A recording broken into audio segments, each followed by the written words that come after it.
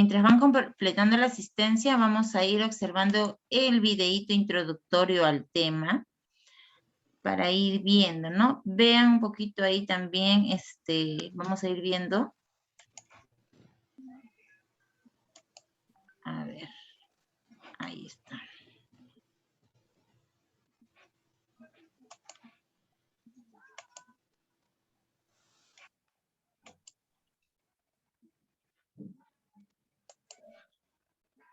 Voy a compartir sonido.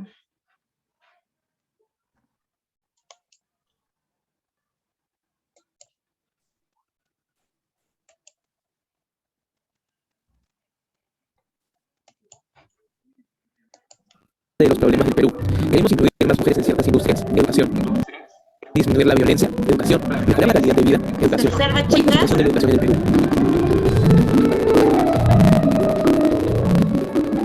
Hay otras formas de analizar la educación de un país. Hoy revisaremos los años promedio de escolaridad, el alfabetismo, la situación de los colegios públicos y la conocida prueba de desempeño PISA. Primero, revisemos el promedio de años de escolaridad de una población, es decir, los años dedicados a la educación, ya sea en una escuela, instituto o universidad, tanto públicas como privadas.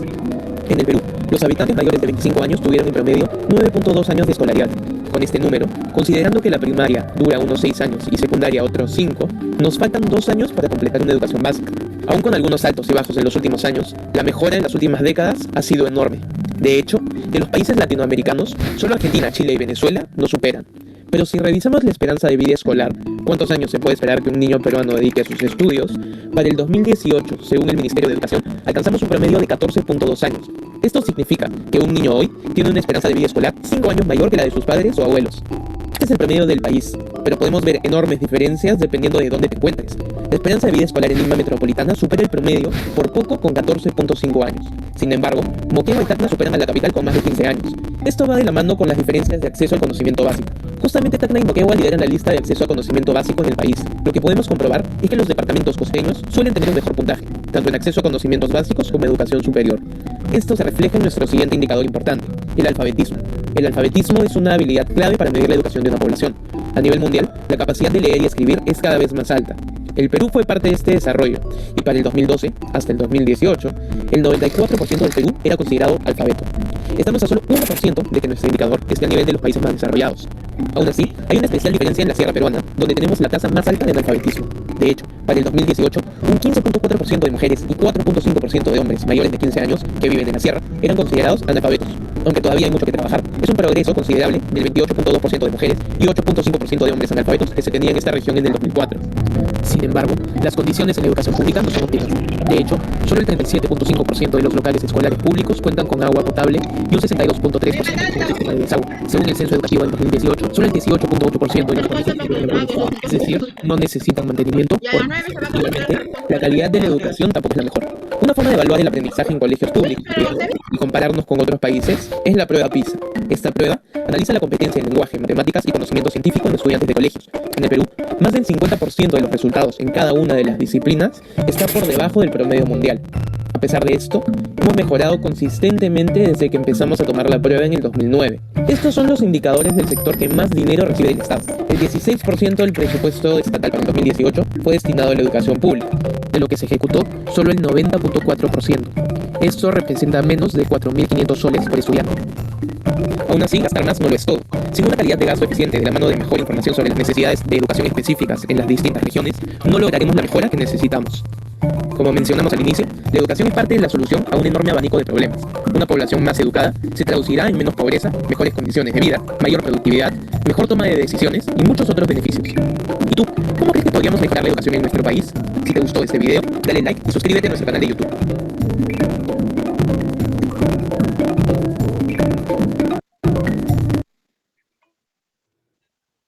Muy bien, chicos.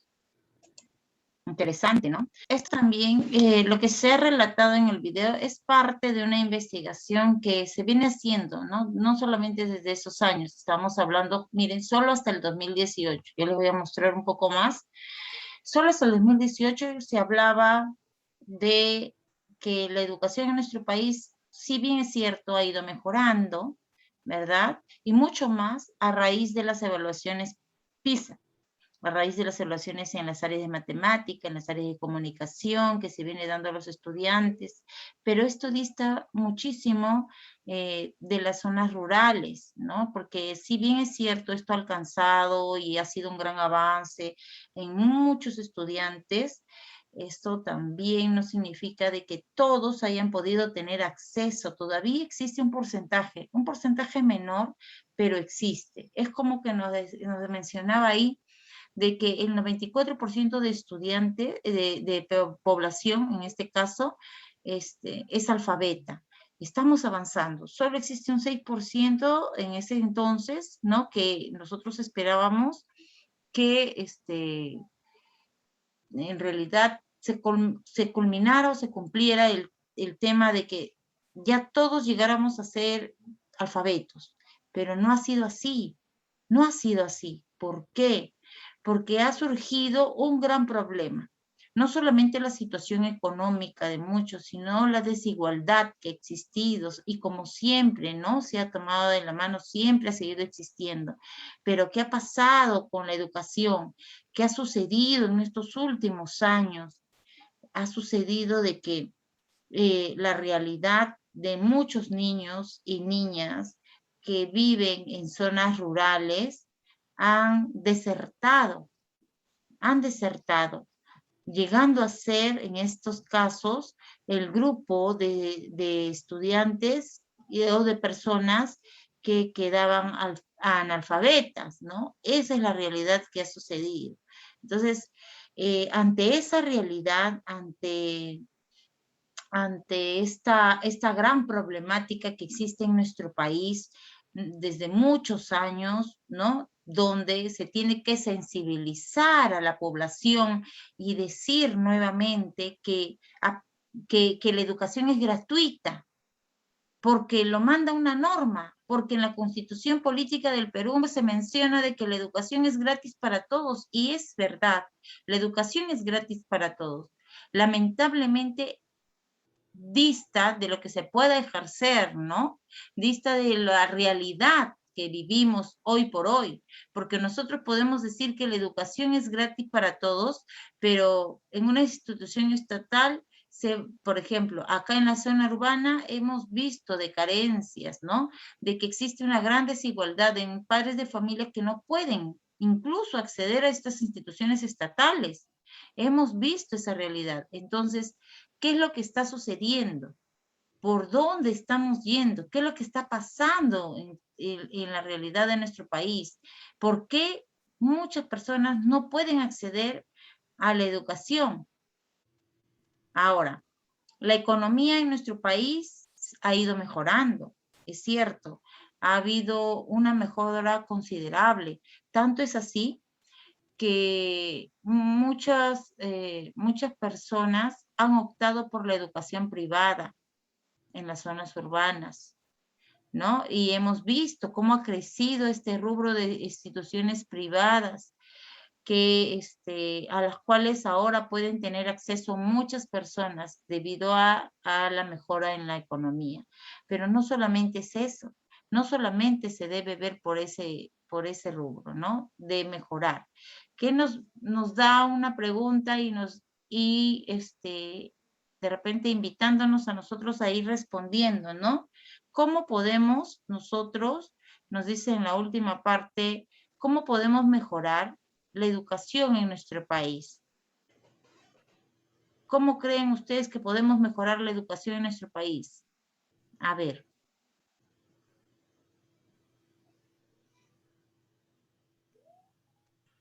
A ver. Agner, ¿cómo crees tú que podemos mejorar la educación en nuestro país, Agner? Bueno, lo primero que se me viene es cuando se tiene que, en el caso de nosotros los docentes, ver la realidad en qué zona nos encontramos, porque se está viéndose pues que es muy distinto enseñar en una zona que en Lima, básicamente lo que es la ciudad, la zona urbana, que enseñar pues en un pueblito alejado, ¿no? De la misma Lima, ¿no? Podemos decir por Guaral, de Guaral hacia adentro, por ahí un colegio, ¿no? Ah, sí. Entonces, las realidades son diferentes. Si bien es cierto acá, hablando de los colegios estatales, tienen, y comparándolos, porque yo enseño en un colegio privado, entonces yo veo que enseñamos cosas diferentes. O sea, los puntos Imagínate. de vista son muy diferentes, ¿no? Y mientras que en el colegio privado estamos atrás de un libro, estamos a través de una lista de contenidos, los colegios estatales persiguen otro objetivo, ¿no? Que sea un poco más eh, aplicado a la vida cotidiana, este, mm, ven, tienen otro enfoque, ¿no? Y ahí, pues, ¿cómo se llama? En esta situación en la cual estamos viviendo, que es una situación, digamos, atípica, Ujú. vemos muchas diferencias, muchas diferencias. Por ejemplo, si yo tendría que enseñar como están enseñando en el Colegio del Estado, creo que tendría que volver a empezar, porque no me identifico, ¿no? Estoy más ligado pues a un contenido, a un título, a un esquema, mientras que en el Colegio del Estado están abocados a otro aspecto, a otro enfoque, ¿no? Entonces yo diría eso, ¿no? Tendría que ver la realidad de la zona, ¿no? Y darle prioridad, pues, como decía ahí, ¿no? Usted lo mencionó, ver la realidad del estudiante, ¿no? Mientras que en provincia a lo mejor el docente tiene que ir, involucrarse, el profesor de CTA, por ejemplo, tiene que involucrarse en el tema de ordeñar la vaca, ir a ver los cultivos, ¿no? Entonces, y por ahí hacerlo más vivencial para ellos, ¿no? Porque ahí les enseñarle ahí el teorema de Pitágoras, meterme a las funciones trigonométricas, qué cosa me está enseñando el profesor, ¿no? Entonces Así ahí es. habría un conflicto, ¿no? Y a lo mejor no se lograría el objetivo. Entonces yo pienso que sería por ahí, ¿no? Ver la realidad del medio y eh, empezar por ahí. Ese sería mi aporte, Luis. Muchas gracias, Agner. Sí, es cierto, ¿no? ¿Cómo podemos empezar? ¿Cómo podemos mejorar? Agner nos plantea de repente de una manera basarnos en la realidad, en el contexto de la Así. institución educativa, ¿no? Por ahí. ¿Quién más? A ver, ¿qué otra opinión? ¿Cómo podemos mejorar? Yo les digo, ¿cómo podemos mejorar la educación en el país? A ver, en una palabra, dos, a ver, menciónenme, chicas.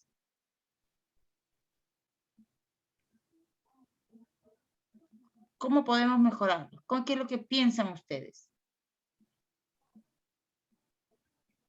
Y sí, Dime, Mari. bueno, esa fue una de las preguntas que se hizo en el primer, en el foro, ¿no? Del año pasado, me Así acuerdo. es, así es.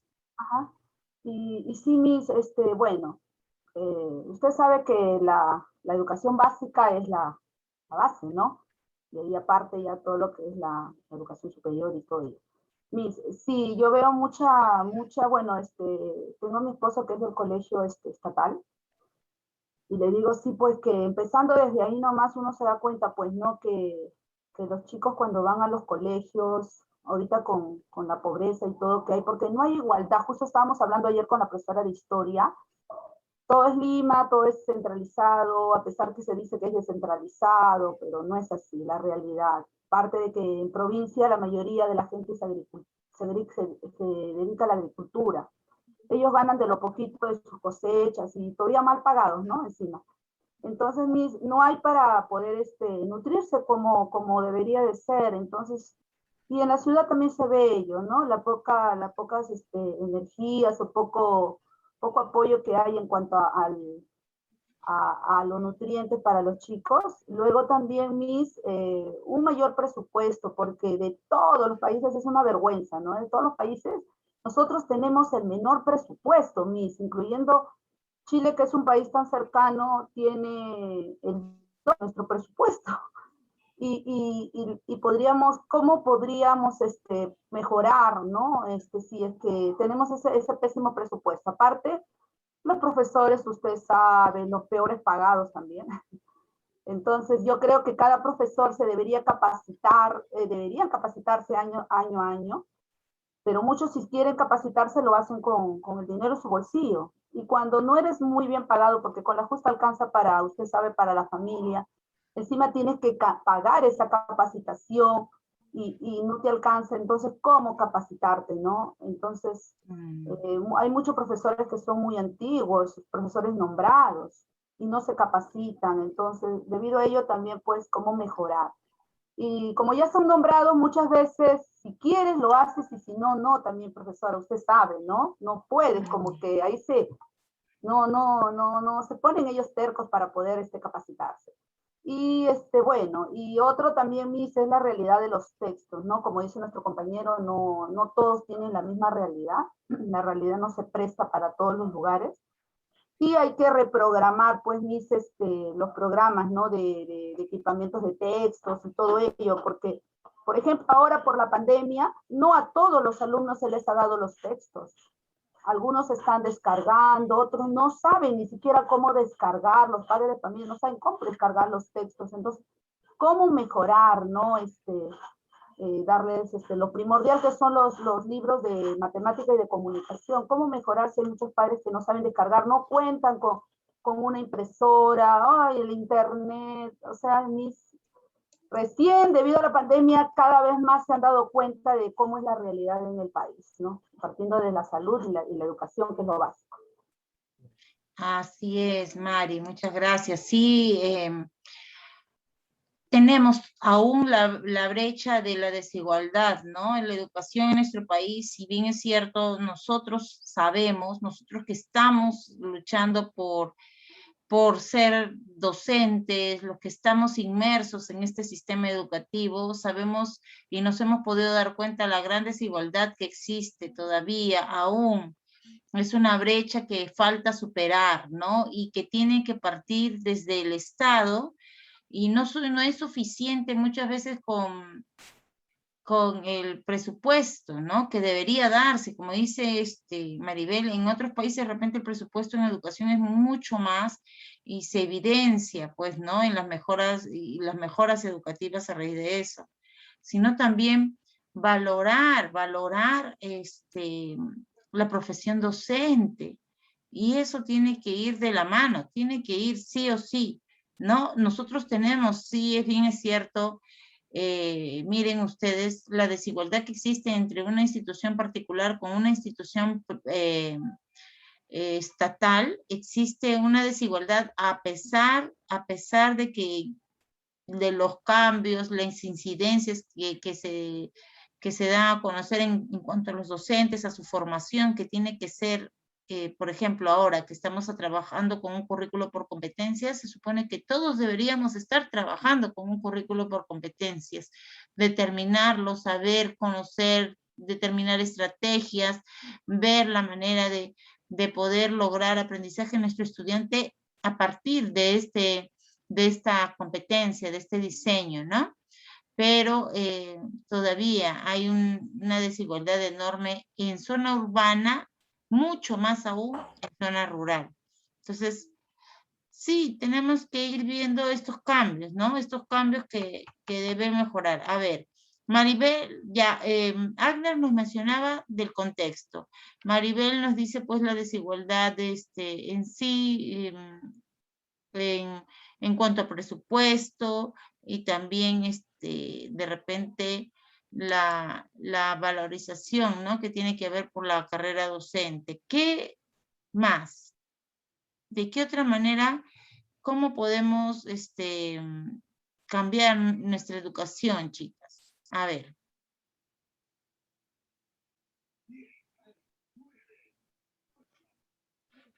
A ver, ¿qué opinan? Miss Daisy, buenas noches. Hola. ¿Me escucha, Miss? Sí, ahora sí. Ahí.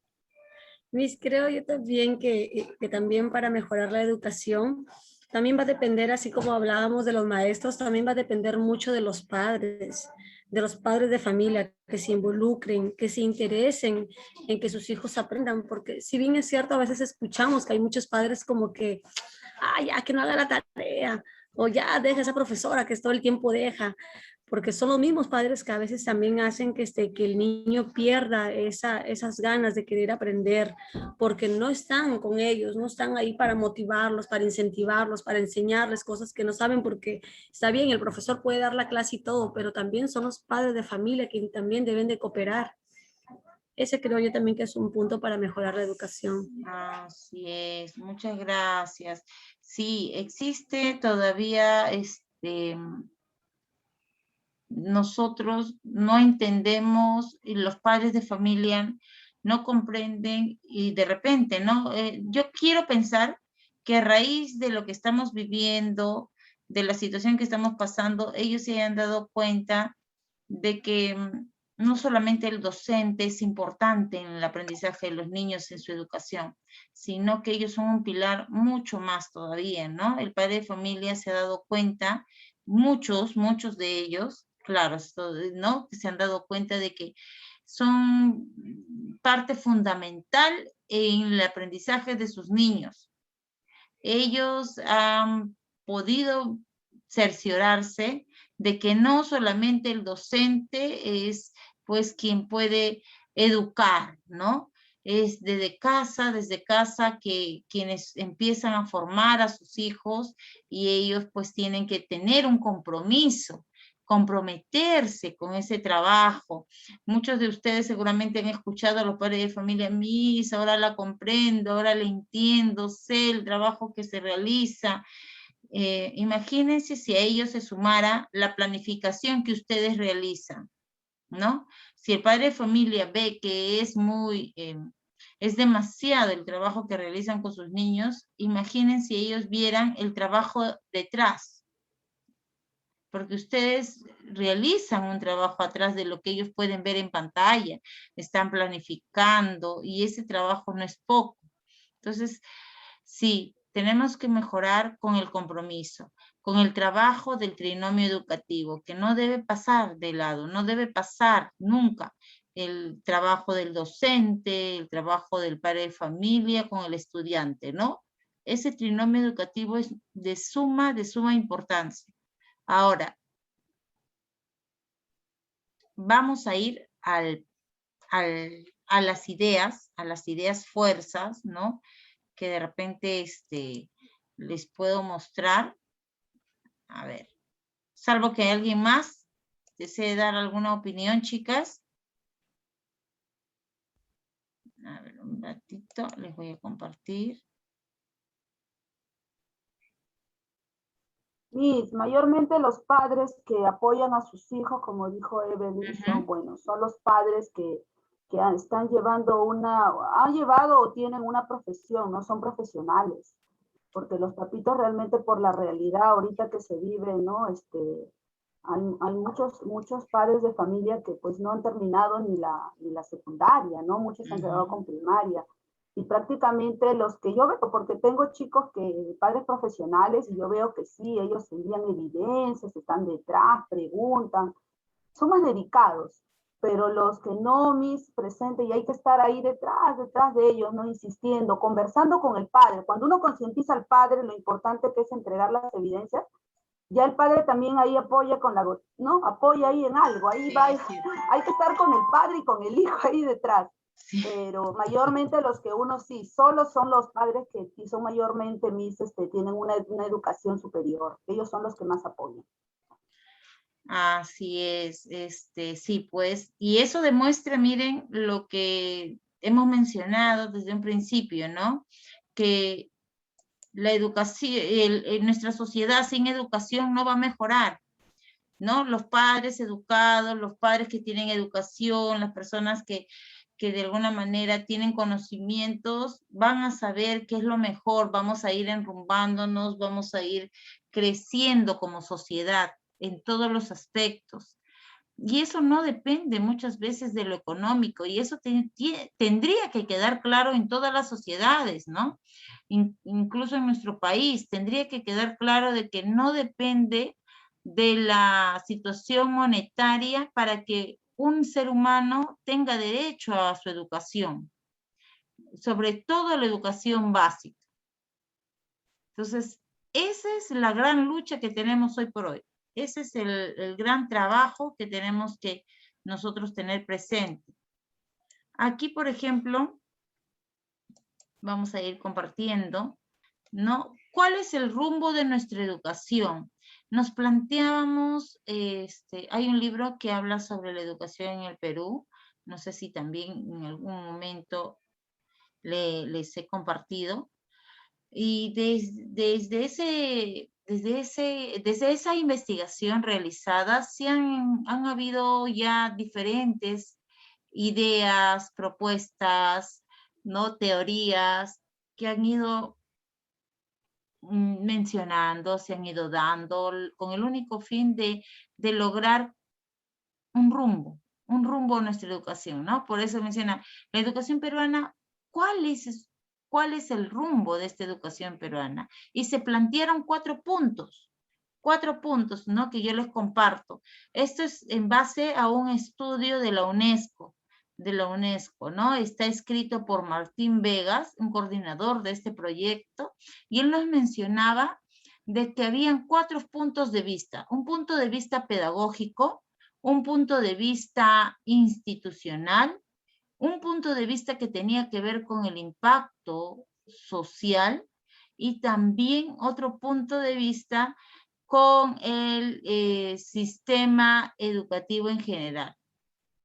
Entonces, hablando del punto de vista pedagógico, en los últimos años, en esta visión pedagógica, se ha visto que se han ido dejando de lado siempre ciertos diseños, ¿no? Que se presentaban, se ha ido cambiando, se han ido modificando con la única finalidad de mejorar aprendizajes. Y esto ha sido algo positivo, ¿no? Ha sido algo positivo porque en la actualidad, por ejemplo, en cuanto a lo pedagógico y a la currícula planteada desde el Ministerio de Educación, hemos podido observar de que está basado en una evaluación por competencias, bajo un enfoque formativo, que busca que nuestros estudiantes aprendan desde su contexto.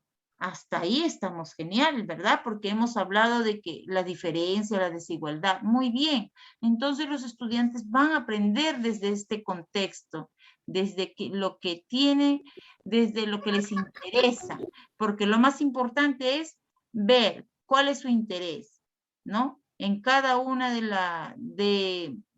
los contextos, las realidades son diferentes. Entonces, van a aprender desde ese momento, ¿no? En ese sentido. Y dando énfasis a la comprensión lectora y a matemática. Otro punto que se ha visto es desde el punto de vista institucional. Aquí van a resaltarse la transformación que tienen que tener las instituciones educativas, ¿no? En cuanto a su aprendizaje, se ha visto que se está enrumbando, como les mencioné, de acuerdo a lo formativo, pero también se está trabajando muchísimo con lo que es la convivencia en las instituciones educativas. Se está trabajando mucho con, en este caso, la tutoría, con el aprendizaje y ver en la gestión descentralizada en las diferentes instituciones, ¿no? Asimismo, se está viendo, de acuerdo a lo institucional, el transferir recursos a las instituciones para que ellos puedan ver, solo ellos, sus necesidades y requerimientos. En cuanto a las condiciones de operación de este sistema educativo, ¿no? Se está dando prioridad a las instituciones públicas. ¿Por qué? Se ve y se tiene que garantizar que en estas instituciones públicas en sí se abastezca, ¿no? De lo necesario para poder brindar mejoras en el aprendizaje de los estudiantes. Ese es el rumbo que se está viendo hoy por hoy, ¿no? Y completar, por ejemplo, complementar a las instituciones educativas con tecnología adecuada, con infraestructura adecuada, ¿verdad? Para que el estudiante pueda tener esos recursos que les son tan necesarios, incluso con los materiales que ellos tienen que tener. Desde el punto de vista de impacto social, la educación va a atacar la desigualdad. menciona que sí está viendo como punto de partida el atacar esta desigualdad que por muchos años ha sido una gran brecha, ¿no? Y que en este bicentenario se menciona así, esto se tiene que ir viendo. Ahora, esperamos, y sí va a seguir siendo evaluado, que estos resultados se vean, ¿no? Que esta investigación se complemente. Hay acciones que ya están puestas sobre la mesa y esto está enmarcado en el PEN, ¿no? En el Proyecto Educativo Nacional que va hasta el 2036 y desde ahí se toma en cuenta esto. Y hay unas preguntas que se han hecho de repente en algún momento y las respuestas han sido reales, ¿no? El hecho de que nosotros ya tenemos que tener que apostar por la educación pública. Cuando yo les escucho, ¿no? Y mencionamos que todavía hay esa desigualdad en la institución privada con la institución estatal, tenemos que de alguna manera trabajar, pero con un rumbo fijo. Y es apostar por la educación pública, apostar por un solo camino, ¿no? Ahí también nos menciona acompañar el desarrollo económico para, de alguna manera, sabemos que hay un desarrollo económico, también tenemos que irlo acompañando con educación.